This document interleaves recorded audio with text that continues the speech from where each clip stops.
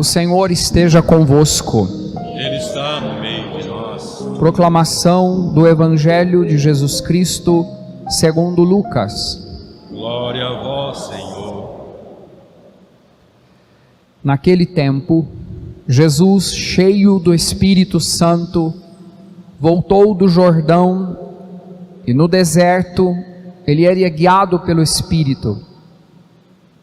Ali foi tentado pelo diabo durante 40 dias. Não comeu nada naqueles dias e depois disso sentiu fome. O diabo disse então a Jesus: se és filho de Deus, manda que esta pedra se mude em pão. Jesus respondeu: a Escritura diz: não só de pão vive o homem. O diabo levou Jesus para o alto, mostrou-lhe por um instante todos os reinos da terra e lhe disse: eu te darei todo este poder e toda a sua glória, porque tudo isso foi entregue a mim e posso dá-lo a quem eu quiser. Portanto, se te prostrares diante de mim em adoração, tudo isso será teu. Jesus respondeu: a Escritura diz: adorarás o Senhor teu Deus e só a Ele servirás. Depois o diabo levou Jesus a Jerusalém, colocou-o sobre a parte mais alta do templo e lhe disse: se és filho de Deus, atira-te daqui abaixo, porque a Escritura diz: Deus ordenará aos seus anjos a teu respeito, que te guardem com cuidado, e mais ainda, eles te levarão nas mãos para que não tropeces em alguma pedra. Jesus, porém, respondeu: a Escritura diz: não tentarás o Senhor teu Deus. Terminada toda a tentação, o diabo afastou-se de Jesus para retornar no tempo oportuno. Palavra da salvação. Glória a vós, Senhor. Podemos nos acomodar. Quarta-feira nós iniciamos esse tempo quaresmal, um tempo que a gente precisa viver de forma muito positiva, porque o jejum, a caridade, a oração fazem bem para a nossa vida. Nós precisamos dessa força que vem de Deus, e esses exercícios quaresmais, a via sacra, as leituras e celebrações que nós teremos, tudo serve para abrir nosso coração a um estado novo de conversão. Deus quer o melhor da gente, e a gente precisa se converter, mudar, melhorar nos pontos que ainda são necessários. Todos nós precisamos disso. O Evangelho de hoje nos coloca dentro dessa dinâmica. Podemos olhar para a Quaresma e pensar na Quaresma como um grande retiro de Deus para a nossa vida durante o ano. Podemos encarar a Quaresma olhando para o Evangelho e percebermos que ela pode ser o tempo do deserto da nossa vida. Vamos fazer um tempo de deserto, que não é só um tempo de solidão, mas é um tempo de oração, é um tempo de segurança no encontro com Deus. O deserto, apresentado hoje para nós no Evangelho, lugar onde o Espírito levou Jesus para um tempo de jejum e oração. Esse deserto do Evangelho lembra para nós a salvação de Deus que tira o seu povo do Egito através do deserto. O deserto é o lugar da aliança. Deus faz aliança com o seu povo. Então é o tempo em que Deus renova. No deserto desta Quaresma, Deus renova a sua aliança conosco. Uma oportunidade para nós. Este deserto, o nosso deserto, esse tempo para nós, lembra para nós a espera que o povo viveu andando 40 anos no deserto, esperando a entrada na terra prometida. Tem uma promessa de Deus para cada um de nós. 40 dias de jejum e penitência para nós vivermos o encontro com Deus, que renova a nossa vida na alegria da Páscoa. O deserto é o lugar também das grandes manifestações de Deus. Nós ouvimos atentamente a primeira leitura, o livro do Deuteronômio. Quantas maravilhas Deus fez com o seu povo, e Deus quer também que a gente viva essas maravilhas. Por fim, o deserto, ele é o lugar da presença também de Deus. Vocês lembram que Moisés se encontra com Deus diante da sarça ardente? Tira as tuas sandálias, esse lugar é santo, eu estou contigo. É tempo da presença de Deus na nossa vida. E queremos, e eu desejo que todos nós durante esse tempo de quaresma, nós possamos entender a quaresma como este lugar. Eu entro no deserto cheio de fé, eu entro na quaresma cheio de fé, porque eu quero prestar atenção naquele que vem ao meu encontro, que é Deus. Tem que ser essa dinâmica da nossa quaresma. Tudo que eu vou fazer é para me fazer atento a uma presença de Deus que se manifesta na minha vida. Eu preciso jejuar mais, rezar mais, prestar atenção em quem precisa de mim, preciso exercitar mais meu coração e perceber que em cada coisa Deus vem ao meu encontro. Então a quaresma é uma preparação. Eu preciso estar pronto para entender, para compreender que Deus vem ao meu encontro. E eu vou ao encontro dele. Então eu entro, eu aceito, eu participo desse tempo que é a quaresma, que é o deserto. Qual deve ser o nosso estado de ânimo? Diz o Evangelho que o Espírito Santo conduziu Jesus ao deserto. Vocês lembram que esse texto aqui de Lucas 4, antes desse texto, o que aconteceu? Jesus sai do Jordão, do batismo, e o céu se abre, e o Espírito Santo em forma corpórea desce, toma posse da vida de Jesus. Cheio desse Espírito, o Espírito o conduz ao deserto para este tempo de jejum e oração. Então é o Espírito Santo que nos guia, que nos conduz durante essa quaresma, esse deserto quaresmal. Então insistentemente peçamos: vinde Espírito Santo. Peçamos que o Espírito Santo nos ilumine, nos ajude a jejuar, nos ajude a fazer penitência, que o Espírito Santo nos ajude a rezar mais e estar atento à voz de Deus, para a gente escutar o que Deus tem para dizer. Tem muita coisa sendo dita, mas a gente precisa escutar Deus, a gente precisa dele, é necessário, é importante. São tantas vozes, e até muitas vozes que nos confundem, mas nós precisamos com clareza ouvir o que Deus tem para dizer para nós. Ele nos esclarece, Ele nos ilumina. Deus não é contra nós, é nosso favor. Nos exorta às vezes, né? Chama, desperta a nossa atenção, porque Ele não quer a nossa destruição, Ele quer o nosso bem. Ele nos ama sempre, Ele quer que a gente faça essa experiência. Então, ir ao deserto, participar e viver a quaresma como? No Espírito. E o Espírito, diz o texto, ele permanece ali, ele guia, ele leva Jesus, e cheio do Espírito Santo, Jesus vive esse tempo. E um tempo que a gente percebeu aqui, um tempo onde Jesus também foi tentado, não é? E é muito interessante que nos 3 evangelhos sinóticos, Lucas, Marcos e Mateus, nenhum dos evangelistas deixam de notar esse fato. Quando Jesus foi tentado, ele vive esse tempo cheio do Espírito Santo, mas quando que o demônio se aproxima de Jesus?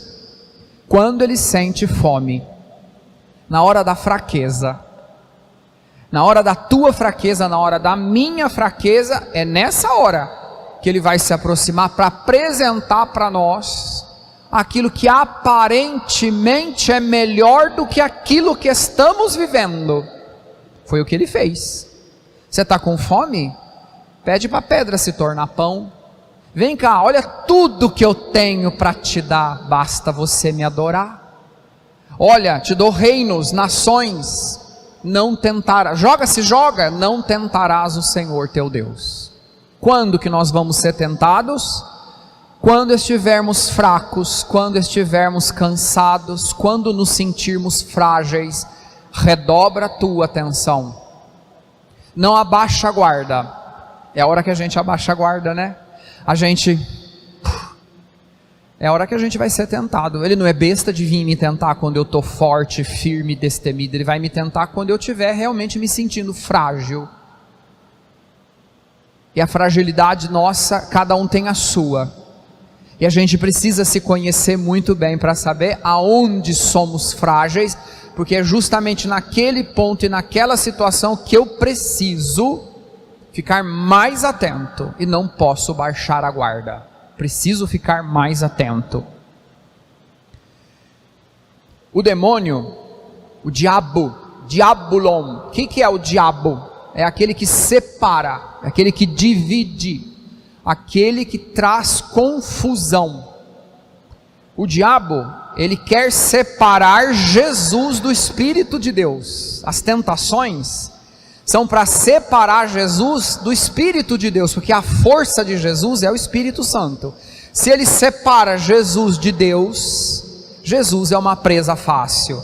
Se ele separa você de Deus, se ele te afasta de Deus, você se torna uma presa fácil. Porque enquanto a gente estiver em Deus, enquanto o Espírito de Deus estiver em nós, ele não pode nada contra nós, nada.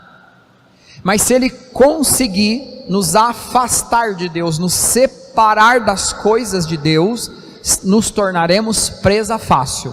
E vocês hão de convir comigo que esse tempo, sorrateiramente, o demônio tem feito sua obra e tem separado as pessoas de Deus, tem afastado as pessoas de Deus de diversas maneiras, de muitas maneiras, e maneiras muito modernas. Presta atenção no uso do teu celular, do WhatsApp, do Facebook. Cuidado com os meios modernos de comunicação. Eles vão roubar teu tempo, vão te separar de Deus, vão trazer na tua mão uma série de situações. Seja firme, seja atento, seja esperto. Leia mais a Bíblia, leia menos mensagens, leia mais a Bíblia. Intere-se mais das coisas dele, não se afasta dele, porque quando você se afastar dele, você é uma presa fácil. É isso que ele deseja, né? Nos separar.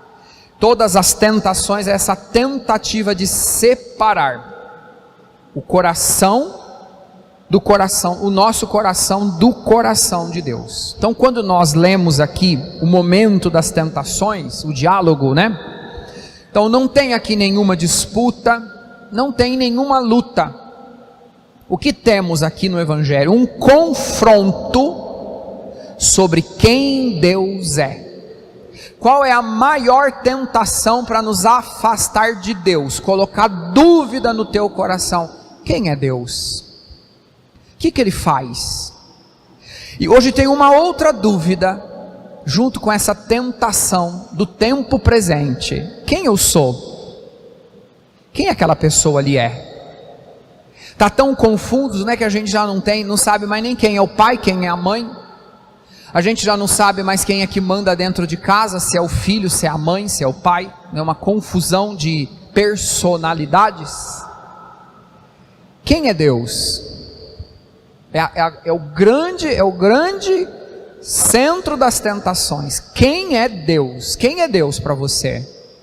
Será que eu preciso de Deus? Faço tudo sozinho, eu solto uma bomba atômica, eu destruo os outros, eu faço vacinas, eu domino todas as coisas, eu mudo a biologia das coisas, do mundo, das pessoas. Não é preciso de Deus. A gente não precisa de Deus, eu posso fazer tudo sozinho, eu me comunico com tudo, em todo lugar. Essa sensação de onipotência,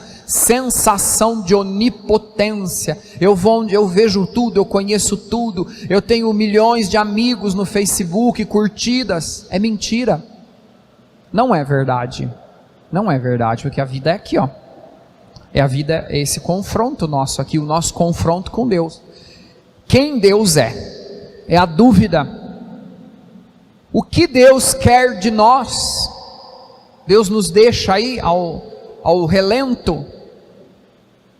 Só que a gente também precisa lembrar que a gente faz nossas escolhas. E às vezes na nossa escolha não tem Deus. A gente prefere fazer uma escolha sem Deus. Deus me atrapalha. Deus me incomoda. Deus fica lá toda hora pondo o dedo na minha ferida. Então eu fico sem Ele. Cuidado. Não podemos viver sem Ele. Ele não quer viver sem nós. Vamos pensar aqui numa síntese das tentações. Essas elencadas aqui no Evangelho de Lucas, né? A tentação do ser, do ter e do poder. Mas atrás delas, dessa síntese, nós temos outras perguntas entre o ser, o ter e o poder. As três grandes tentações do Evangelho de hoje.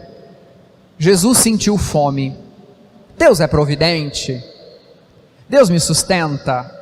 Se você descruzar o braço, tirar a tua bunda do banco e for fazer a tua parte, Deus é providente. Agora, se você ficar de braço cruzado, esperando que todo mês eu te dê uma cesta básica, porque você não quer trabalhar, você não quer cuidar da tua casa, você não cuida dos teus filhos, tira teu cavalinho da chuva, que você vai ficar vazio. A gente tem que fazer a nossa parte. Segunda, né? Vale a pena servir a Deus? Porque a segunda tentação, me adora que eu te dou fácil, tudo que você quer. Nada é fácil, vocês sabem disso, né? Nada é fácil na vida da gente, nada se constrói facilmente. Quem quer tudo na mão, de bandeja, tudo fácil, sem problema, está se enganando, não está? Porque a vida não é assim, é uma tentação. O demônio apresenta para mim que é fácil. Olha, me adora, eu te dou tudo. É assim? Não é. É uma mentira. Vale a pena servir a Deus? Vale. Tem esforço. Servir a Deus tem esforço. Tem a nossa participação. E é assim na vida da nossa casa. Precisa ser assim também, né? Tem um esforço de cada um. A participação de cada um. E a terceira, né? Deus realmente intervém a nosso favor. Ele intervém na nossa vida, se você acreditar, se você arregaçar as mangas, se você se põe em batalha, Deus faz. Mas lembremos, Ele respeita a tua liberdade, a minha também. E a gente toma decisões. Será que é da vontade de Deus que a Rússia esteja invadindo a Ucrânia? Claro que não, mas é óbvio que não. Mas é a liberdade de quem joga a bomba no outro. Eu escolho fazer alguma coisa. Eu escolho fazer alguma coisa. E a gente tem visto, né? Quanta interferência do poder e do ter. Em tudo que vocês têm ouvido, que a gente tem ouvido, né? Depois quem paga o pato? Crianças, mulheres, idosos e doentes. E os homens estão todos lá na frente de batalha. Triste. Nem terminou a pandemia e não nos tornamos mais humanos. Nem terminou a pandemia e parece que muita gente não entendeu toda a dinâmica, toda a dificuldade, todo o sofrimento que todo mundo viveu, que machucou e está machucando ainda tanta gente. E estamos lá, eu não, né? Nós não, mas tem gente jogando bomba um no outro. Ainda nem terminamos a pandemia. Quanto ainda a gente tem que melhorar. Ele faz algo por nós? Faz sim, e faz bastante. Então, qual é a grande tentação que a gente precisa fugir? O demônio, ele é manipulador. E o que ele deseja? Pôr desconfiança no nosso coração. Será que vale a pena? Será que é assim? Será? Ele é manipulador, ele vai manipular a nossa consciência, nos fazer desconfiar de Deus. E aí a gente está perdido se a gente começar a fazer isso, né? Ele coloca a desconfiança no nosso coração com relação a Deus. Não permitamos que isso aconteça. Concluo.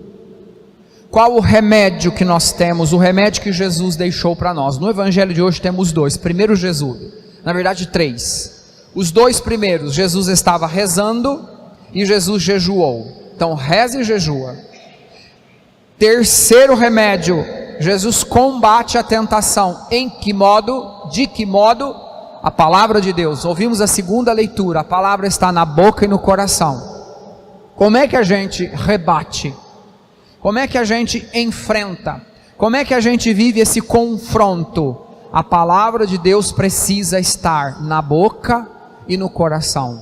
Debruça teu coração na palavra de Deus. Leia a Sagrada Escritura.